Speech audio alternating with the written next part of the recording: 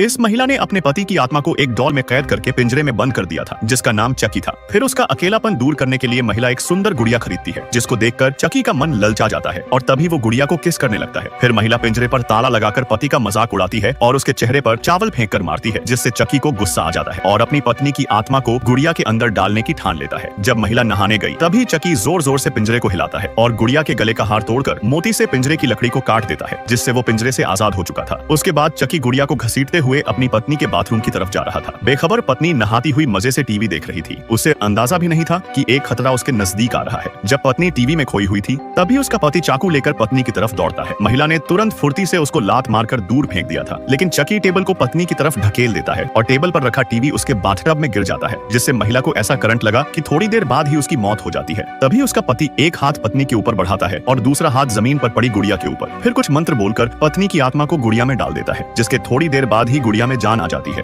लेकिन जब पत्नी ने देखा कि वो एक गुड़िया बन चुकी है तो उसे इतना गुस्सा आया कि उसने अपने पति के मुंह पर जोर से मुक्का मार दिया था, लेकिन उसके पति को कोई फर्क नहीं पड़ता क्योंकि उसका काम तो हो चुका था।